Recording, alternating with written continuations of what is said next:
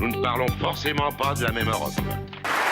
Et non, nous ne parlons forcément pas de la même Europe. Merci de nous retrouver ici à Strasbourg, au Parlement européen, avec Philippe Lamberts, Katia Landaburu et Jean Quatremer. Airbnb paie moins de 100 000 € d'impôts en France, alors qu'il y a plus de 200 000 transactions par an. En gros, ça fait 50 centimes par transaction. C'est quand même pas cher payé. Booking.com ne paie aucun impôt sur chaque commission perçue auprès des hébergeurs. La France part donc à l'offensive. Alors, seul au début. Et puis, elle est parvenue à réunir 3 autres pays, quand même l'Allemagne, l'Italie et puis l'Espagne, pour une proposition commune présentée là, ce week-end, à l'Ecofin, la réunion des ministres des Finances européens. C'est à Tallinn, en Estonie, les explications d'Hugues Baudouin. 92 944 € précisément, soit à peine un demi-centime par transaction. Voilà le montant ridicule de l'impôt acquitté par Airbnb en France en 2016. Une situation devenue inacceptable pour Paris.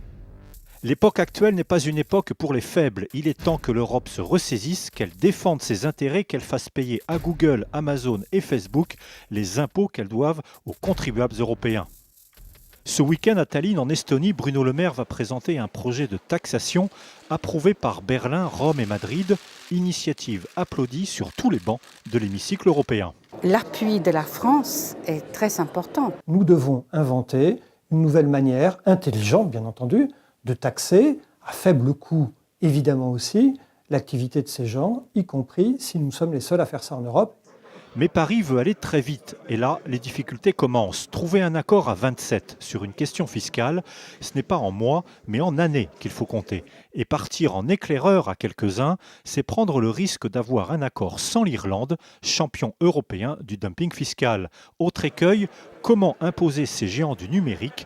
Paris propose de taxer le chiffre d'affaires réalisé par pays plutôt que les bénéfices. Moi, je ne suis pas sûr qu'il faille mettre l'accent sur le chiffre d'affaires, parce que le chiffre d'affaires aussi, il est très mobile, et ça peut aussi échapper à l'impôt.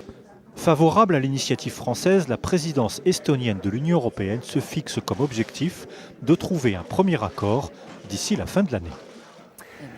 Voilà, le problème, c'est que sur les questions fiscales, c'est la règle de l'unanimité qui domine, Philippe Lamberts. On peut avancer ou pas ? Alors ça va dépendre de la volonté politique des 27. Ce qui me frappe dans la démarche française, c'est qu'une fois de plus, Emmanuel Macron semble ignorer que l'Europe, ce n'est pas simplement une extension de la France. Je m'explique. Il y a sur la table actuellement des propositions législatives de la Commission qui permettent de taxer, qui permettraient de résoudre le problème du fait que ces entreprises sur Internet ne payent pas d'impôts. On appelle ça l'assiette commune et consolidée d'impôt des sociétés, on appelle ça les nouvelles règles sur les établissements permanents. Je ne rentre pas dans les détails, mais tout a été proposé par la Commission. Et Emmanuel Macron arrive, et voilà qu'il se fend d'une autre proposition. Enfin, on voudrait ralentir le processus, qu'on ne s'y prendrait pas autrement. Parce que si on veut l'accélérer, il faut pousser les feux sur les propositions qui sont sur la table et qui, me semble-t-il, ont été bien charpentées par la Commission, plutôt que d'inventer quelque chose de nouveau, notamment la taxation sur le chiffre d'affaires. Je veux dire, en toute logique, on doit taxer les profits et pas le chiffre d'affaires. Mais là, ce qui est dans les tuyaux, ce serait d'avancer juste avec quelques pays.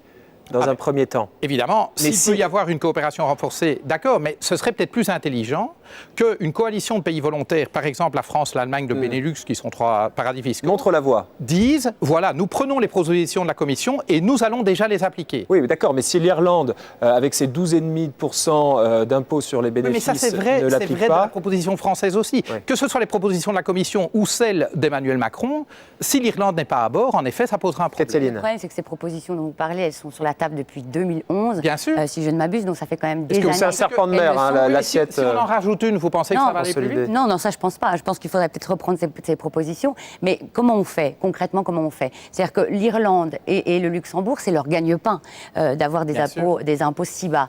Donc ils s'opposeront de toute façon à une réforme. La seule solution, moi, que je vois dans le moyen terme et c'est très important d'agir parce qu'il y a une inégalité qui est quand même énorme. Ce sont les entreprises les plus riches du monde qui se soustraient à l'impôt.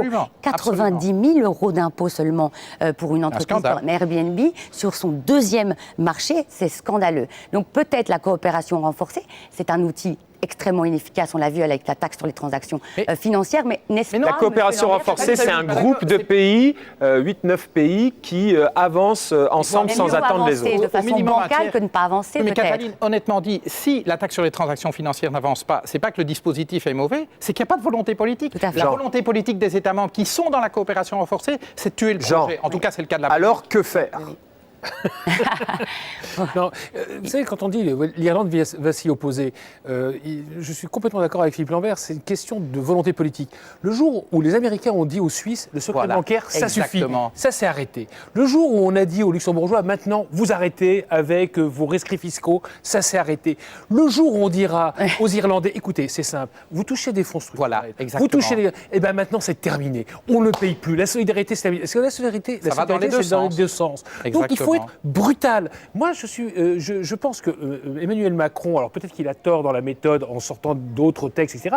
Mais je pense que là, il y a un moment ou un autre où il faut vraiment apporter, être dans le rapport de Pionnier. force et il faut cogner. C'est pas pour rien que j'ai cette bague. Ah, voilà. Je pense que l'heure de l'Europe un peu plus brutale a sonné. Et sur ce il faut le dire. sujet, il bénéficierait de l'appui De des toutes les citoyens opinions parce que publiques. ces Je grandes rêve. entreprises... Bien Je rêve, on est au captent- Parlement. Est-ce que Pascal Simard, le réalisateur, peut faire juste un plan encore sur la bague de Jean Quatremer? Est-ce que Jean, vous pouvez dire, levez la main, Jean, et est-ce que Jean, vous pouvez dire, il faut être brutal? Il faut être brutal et taper fort. C'est d'une grande n'importe quoi.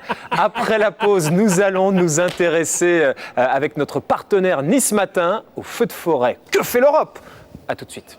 Nous ne parlons forcément pas de la même Europe.